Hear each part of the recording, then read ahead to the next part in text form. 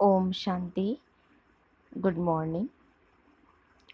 21 अक्टूबर 2020 के ईश्वरीय महावाक्य अर्थात मुरली सुनते हैं।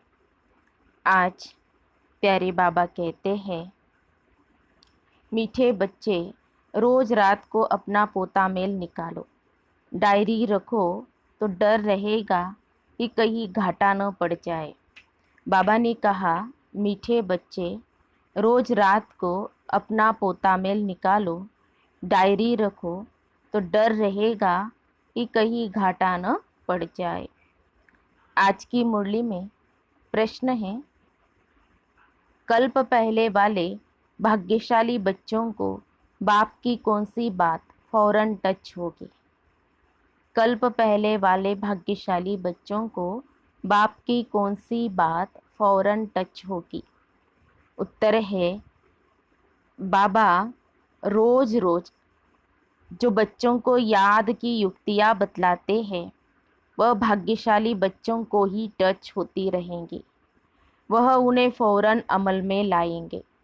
बाबा कहते, बच्चे कुछ टाइम एकांत में बगीचे में जाकर बैठो, बाबा से मीठी मीठी बातें करो, अपना चार्ट रखो तो उन्नति होती रहेंगी। ओम शांति। मिलिट्री को पहले पहले सावधान किया जाता है, अटेंशन प्लीज। बाप भी बच्चों को कहते हैं, अपने को आत्मा निश्चय कर बाप को याद करते हो। अपने को आत्मा निश्चय कर बाप को याद करते रहते हो। बच्चों को समझाया है, यह ज्ञान बाप इस समय ही दे सकते हैं, बाप ही पढ़ाते हैं। भगवानुवाच है ना, मूल बात हो जाती है यह कि भगवान कौन है, कौन पढ़ाते हैं। यह बात पहले समझने और निश्चय करने की होती है, फिर अतीन्द्रिय सुख में भी रहना है। आत्मा को बहुत खुशी होनी चाहिए, हमको बेहद का बाप मिला है। बाप एक ही बार आकर मिलते हैं वर्षा देने। किसका वर्षा? विश्व की बादशाही का वर्षा देते हैं। 5000 वर्ष पहले मिसल, यह तो पक्का निश्चय है बाप आया हुआ है। फिर से सहेज राजयोग सिखलाते हैं। सिखलाना पड़ता है, बच्चे को कोई सिखलाया नहीं जाता है। आपे ही मुख से मम्मा बाबा निकलता रहेगा, क्योंकि अक्षर तो सुनते हैं ना। यह है रूहानी बाप। आत्मा को आंतरिक गुप्त नशा रहता है, आत्मा को ही पढ़ना है। परम पिता परमात्मा तो नॉलेजफुल है ही, वह कोई पढ़ा नहीं है, उनमें नॉलेज है ही। किसकी नॉलेज है? यह भी तुम्हारी आत्मा समझती है। बाबा में सारे सृष्टि के आदि मध्य अंत की नॉलेज है। कैसे एक धर्म की स्थापना और अनेक धर्मों का विनाश होता है, ये सब बच्चे जानते हैं। इसलिए उनको जानी जाननहार कह देते हैं। यह सब जानते हैं, इसीलिए उनको जानी जाननहार कह देते हैं। जानी जाननहार का अर्थ क्या है, यह कोई भी बिल्कुल जानते नहीं है। अभी तुम बच्चों को बाप ने समझाया है कि यह स्लोगन भी जरूर लगाओ कि मनुष्य होकर अगर क्रिएटर और रचना के आदि मध्य अंत ड्यूरेशन रिपीटेशन को नहीं जाना तो क्या कहा जाए। यह रिपीटेशन अक्षर भी बहुत ज़रूरी है, करेक्शन तो होती रहती है ना। गीता का भगवान कौन, यह चित्र बड़ा फर्स्ट क्लास है। सारे वर्ल्ड में यह है सबसे नंबर 1 भूल। परम पिता परमात्मा को न जानने कारण फिर कह देते सब भगवान के रूप है। जैसे छोटे बच्चे से पूछा जाता है, तुम किसका बच्चा? कहेंगे फलाने का। फलाना किसका बच्चा? फलाने का। फिर कह देंगे वह हमारा बच्चा। वैसे यह भी भगवान को जानते नहीं तो कह देते हम भगवान हैं। इतनी पूजा भी करते हैं परंतु समझते नहीं। गाया जाता है ब्रह्मा की रात, तो जरूर ब्राह्मण ब्राह्मणियों की भी रात होंगी। यह सब धारण करने की बातें हैं। यह धारणा उनको होगी जो योग में रहते हैं। याद को ही बल कहा जाता है। ज्ञान तो है सोर्स ऑफ इनकम। याद से शक्ति मिलती है जिससे विकर्म विनाश होते हैं। तुम्हें बुद्धि का योग बाप से लगाना है। यह ज्ञान बाप अभी ही देते हैं, फिर कभी मिलता ही नहीं। सिवाय बाप के कोई दे न सके। बाकी सब है भक्ति मार्ग के शास्त्र। कर्म कांड की क्रिया है, उसको ज्ञान नहीं कहेंगे। स्पिरिचुअल नॉलेज एक बाप के पास है और वह ब्राह्मणों को ही देते हैं, और कोई के पास स्पिरिचुअल नॉलेज होती नहीं। दुनिया में कितने धर्म मठ पंथ है, कितनी मतें हैं। बच्चों को समझाने में कितनी मेहनत होती है, कितने तूफान आते हैं। गाते भी है, नैया मेरी पार लगाओ। सबकी नैया तो पार नहीं जा सकती। तो बाबा कहते कोई डूब भी जाएंगी, कोई खड़ी भी हो जाएंगी। 2-3 वर्ष हो जाते हैं, कईयों का तो पता ही नहीं है। और कोई तो पुर्जा पुर्जा अर्थात टुकड़े टुकड़े हो जाते हैं, कोई वहाँ ही खड़े हो जाते हैं। इसमें मेहनत बहुत है। आर्टिफिशियल योग भी कितने निकले हैं, कितने योग आश्रम हैं। रूहानी योग आश्रम कोई हो न सके तो बाप ही आकर आत्माओं को रूहानी योग सिखलाते हैं। बाबा कहते हैं यह तो बहुत सहज योग है, इन जैसा सहज कुछ भी है नहीं। आत्मा ही शरीर में आकर पार्ट बजाती है। 84 जन्म मैक्सिमम है, बाकी तो कम कम होते जाएंगे। यह बातें भी तुम बच्चों में कोई की बुद्धि में है। बुद्धि में धारणा बड़ा मुश्किल होती है। पहली बात बाप समझाते हैं, कहाँ भी जाते हो तो पहले पहले बाप का परिचय दो। बाप का परिचय कैसे देवे, इसके लिए युक्ति रची जाती है। वह जब निश्चय हो तब समझे बाप तो सत्य है। जरूर बाप सत्य बातें ही बताते होंगे, इनमें संशय नहीं लाना चाहिए। याद में ही मेहनत है, इसमें माया अपोजिशन करती है। घड़ी घड़ी याद भुला देती है। इसीलिए बाबा कहते हैं चार्ट लिखो, तो बाबा भी देखे कौन कितना याद करते हैं। क्वार्टर परसेंट भी चार्ट नहीं रखते। कोई कहते हैं हम तो सारा दिन याद में रहता हूँ। बाबा कहते हैं यह तो बड़ी मुश्किल है। सारा दिन रात तो बांधेलिया जो मार खाती रहती है वह याद में रहती होंगी। शिव बाबा कब इन संबंधियों से हम छूटेंगे। बांधेलिया पुकारती है, बाबा से बातें करती है और कहती है कि शिव बाबा कब इन संबंधियों से हम छूटेंगे। आत्मा पुकारती है, बाबा हम बंधन से कैसे छूटे। अगर कोई बहुत याद में रहते हैं तो बाबा को चार्ट भेजें, डायरेक्शन मिलते हैं। रोज रात को अपना पोता मेल निकालो, डायरी रखो। डायरी रखने से डर रहेगा हमारा घाटा न निकल आए। बाबा देखेंगे तो क्या कहेंगे, इतने मोस्ट बिलवेड बाबा को इतना समय ही याद करते हो। लौकिक बाप को, स्त्री को तुम याद करते हो और मुझे इतना थोड़ा भी याद नहीं करते हो। चार्ट लिखो तो आप ही लज जाएंगी। इस हालत में मैं पद पा नहीं सकूंगा, इसीलिए बाबा चार्ट पर जोर दे रहे हैं। बाप को और 84 के चक्र को याद करना है तो फिर चक्रवर्ती राजा बन जाएंगे। आप समान बनाएंगे तब तो प्रजा पर राज्य करेंगे। यह है ये राजयोग, नर से नारायण बनने का एम ऑब्जेक्ट यह है। जैसे आत्मा को देखा नहीं जाता, समझा जाता है। इनमें आत्मा है, यह भी समझा जाता है। इन्हें लक्ष्मी नारायण की ज़रूर राजधानी होंगी। इन्होंने सबसे जास्ती मेहनत की है तब स्कॉलरशिप पाई है। जरूर इन्हों की बहुत प्रजा होंगी, ऊंचते ऊंच पद पाया है। जरूर बहुत योग लगाया है तब पास विद ऑनर हुए हैं। तो यह भी कारण निकालना चाहिए हमारा योग क्यों नहीं लगता है। यह भी कारण निकालना चाहिए, खुद चेक करना चाहिए। बाबा कहते कि हमारा योग क्यों नहीं लगता है। धंधे आदि के झंझट में बहुत बुद्धि चली जाती है। उनसे टाइम निकाल इस तरफ जास्ती ध्यान देना चाहिए। कुछ टाइम निकाल बगीचे में एकांत में बैठ जाना चाहिए। फीमेल तो जा न सके, उनको तो घर संभालना है। बाबा कहते पुरुषों को सहेज है। कल्प पहले वाले जो भाग्यशाली होंगे उनको ही यह टच होगा। पढ़ाई तो बहुत अच्छी है, बाकी हर एक की बुद्धि अपनी होती है। कैसे भी करके बाप से वर्षा लेना है।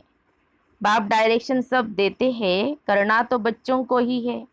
बाबा डायरेक्शन देंगे जनरल, एक एक पर्सनल भी आकर कोई पूछे तो राय दे सकते हैं। तीर्थों पर, बड़े बड़े पहाड़ों पर जाते हैं तो पंडे लोग सावधान करते रहते हैं, बड़ी मुश्किलात से जाते हैं। तुम बच्चों को तो बाप बहुत सहज युक्ति बताते हैं।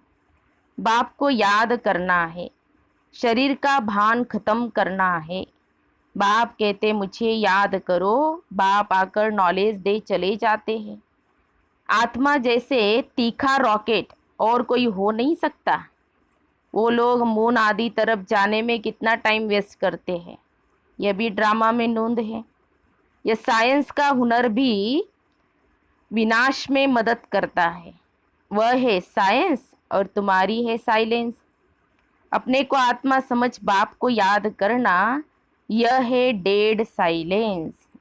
बाबा ने कहा अपने को आत्मा समझ बाप को याद करना, यह है डेड साइलेंस। मैं आत्मा शरीर से अलग हूँ। यह शरीर पुरानी जुत्ती है। सर्प कछुए के मिसाल भी तुम्हारे लिए है। तुम्ही कीड़े जैसे मनुष्यों को भू भू कर मनुष्य से देवता बनाती हो। विषय सागर से क्षीर सागर में ले जाना तुम्हारा काम है। सन्यासियों को यह यज्ञ तप आदि कुछ भी करना नहीं है। भक्ति और ज्ञान है ही गृहस्थियों के लिए। उनों को तो सतयुग में आना ही नहीं है। वो क्या जाने इन बातों से, यह भी ड्रामा में नूंद है। इस निवृत्ति मार्ग वालों की, जिन्होंने पूरे 84 जन्म लिए हैं, वही ड्रामा अनुसार आते रहेंगे। इसमें भी नंबरवार निकलते रहेंगे। माया बड़ी प्रबल है, आंखें बड़ी क्रिमिनल है। ज्ञान का तीसरा नेत्र मिलने से आंखें सिविल बनती है। फिर आधा कल्प कभी कर्मेंद्रियों की चंचलता में आना नहीं है। वहाँ कर्मेंद्रियों में चंचलता नहीं होती है। सब कर्मेंद्रियां शांत सतोगुणी रहती है। देह अभिमान के बाद ही सब शैतानी आती है। तो बाप तुमको देही अभिमानी बनाते हैं। आधा कल्प के लिए तुमको वर्षा मिल जाता है। जितनी जो मेहनत करते हैं उतना ऊंच पद पाएंगे। मेहनत करनी है देही अभिमानी बनने की। फिर कर्मेंद्रियां धोखा नहीं देंगी। अंत तक युद्ध चलती रहेंगी। जब कर्मातीत अवस्था को पाएंगे तब वह लड़ाई भी शुरू होंगी। दिन प्रतिदिन आवाज होता जाएगा, मौत से डरेंगे। बाप कहते हैं यह ज्ञान सबके लिए है, सिर्फ बाप का परिचय देना है। हम आत्माएं सब भाई भाई है, सब एक बाप को याद करते हैं। गॉड फादर कहते हैं करके कोई नेचर को मानने वाले होते हैं, परंतु गॉड तो है ना, उनको याद करते हैं मुक्ति, जीवन मुक्ति के लिए। मोक्ष तो है नहीं। वर्ल्ड की हिस्ट्री ज्योग्राफी को रिपीट करना है। बुद्धि भी कहती है जब सतयुग था तो एक ही भारत था। मनुष्य तो कुछ भी नहीं जानते। इन लक्ष्मी नारायण का राज्य था ना। लाखों वर्ष की बात हो न सके।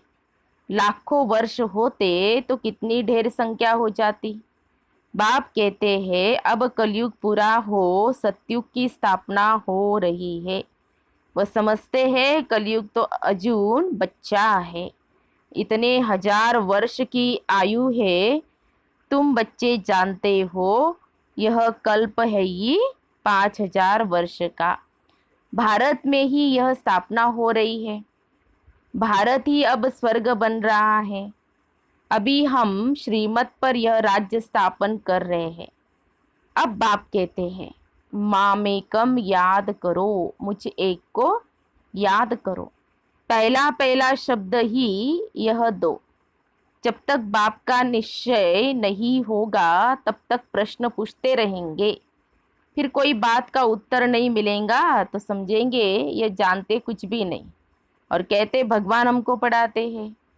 इसलिए पहले पहले तो एक ही बात पर ठहर जाओ। पहले बाप का निश्चय करे कि बरोबर सभी आत्माओं का बाप एक ही है और वह है रचता। तो जरूर संगम पर ही आएंगे। तो बाप कहते हैं, मैं युगे युगे नहीं कल्प के संगम युग पर आता हूँ। मैं हुई नई सृष्टि का रचता, तो बीच में कैसे आऊँगा? मैं आता ही हूँ पुरानी और नई के बीच में। इनको पुरुषोत्तम संगम युग कहा जाता है। तुम पुरुषोत्तम भी यहाँ बनते हो। लक्ष्मी नारायण सबसे पुरुषोत्तम है। एम ऑब्जेक्ट कितनी सहज है। सबको बोलो यह स्थापना हो रही है। बाबा ने कहा है पुरुषोत्तम अक्षर जरूर डालो, क्योंकि यहाँ तुम कनिष्ठ से पुरुषोत्तम बनते हो। ऐसी ऐसी मुख्य बातें भूलनी नहीं चाहिए और संवत की डेट भी जरूर लिखनी चाहिए। यहाँ तुम्हारी पहले से राजाई शुरू हो जाती है। औरों की राजाई पहले से नहीं होती है। वह तो धर्म स्थापक आए तब उनके पीछे उनके धर्म की वृद्धि हो। करोड़ों बने तब राजाई चले। तुम्हारी तो शुरू से सतयुग में राजाई होंगी। ये किसको भी बुद्धि में नहीं आता कि सतयुग में इतनी राजाई कहाँ से आई। कलयुग अंत में इतने ढेर धर्म है, फिर सतयुग में एक धर्म एक राज्य कैसे हुआ?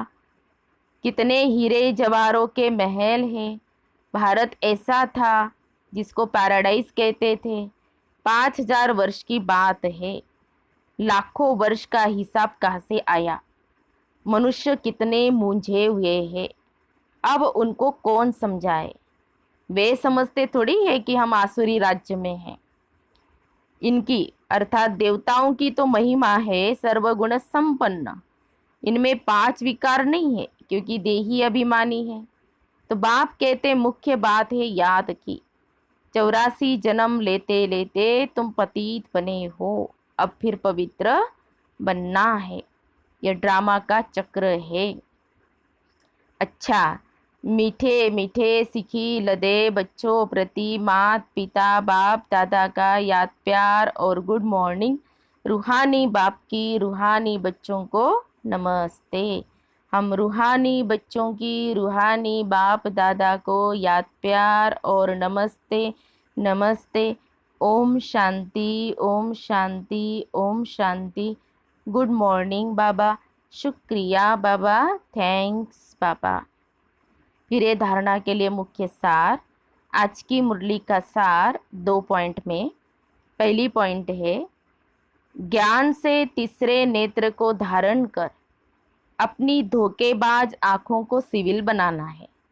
याद से ही कर्मेंद्रिया शीतल सतोगुनी बनेंगी, इसलिए यही मेहनत करनी है। दूसरी पॉइंट है, धंधे आदि से टाइम निकाल एकांत में जाकर याद में बैठना है। कारण देखना है कि हमारा योग क्यों नहीं लगता है। अपना चार्ट जरूर रखना है। वरदान है, आज की मुरली में बाबा का वरदान है, निर्णय शक्ति और कंट्रोलिंग पावर द्वारा सदा सफलता मूर्त भव। निर्णय शक्ति और कंट्रोलिंग पावर द्वारा सदा सफलता मूर्त भव। स्पष्टीकरण है, किसी भी लौकिक या अलौकिक कार्य में सफलता प्राप्त करने के लिए विशेष कंट्रोलिंग पावर और जजमेंट पावर की आवश्यकता होती है। क्योंकि जब कोई भी आत्मा आपके संपर्क में आती है तो पहले जज करना होता है कि इसे किस चीज़ की ज़रूरत है। नब्ज द्वारा परख कर उसकी चाहना प्रमाण उसे तृप्त करना और स्वयं की कंट्रोलिंग पावर से दूसरे पर अपनी अचल स्थिति का प्रभाव डालना, यही दोनों शक्तियाँ सेवा के क्षेत्र में सफलता मूर्त बना देती है। स्लोगन है, सर्वशक्तिवान बाप को साथी बना लो तो माया पेपर टाइगर बन जाएगी। सर्वशक्तिवान बाप को साथी बना लो तो माया पेपर टाइगर बन जाएगी। तो ये थे प्यारे बाबा के मधुर महावाक्य, ईश्वरीय महावाक्य। तो आज प्यारे बाबा ने हम बच्चों को मीठी मीठी शिक्षाएं दी है। तो आज विशेष ये स्वमान का अभ्यास करेंगे कि मैं कौन हूँ मास्टर, सर्वशक्तिवान हूँ। इस स्वमान का अभ्यास करेंगे। और पद्मा पदम भाग्यशाली आत्मा हूँ, क्योंकि आज बाबा ने कहा ना कि जो कल पहले वाले भाग्यशाली बच्चे हैं उनको कौन सी बात फौरन टच होंगे। तो उनको कौन सी बात टच होंगी कि बाबा रोज रोज जो बच्चों को याद की युक्तियाँ बतलाते हैं ना, तो वो भाग्यशाली बच्चों को टच होती है। तो ये सोचना है कि मैं बहुत बहुत भाग्यशाली आत्मा हूँ। और सारा दिन चेक करेंगे, जो बाबा ने कहा ना पोता मेल निकालो।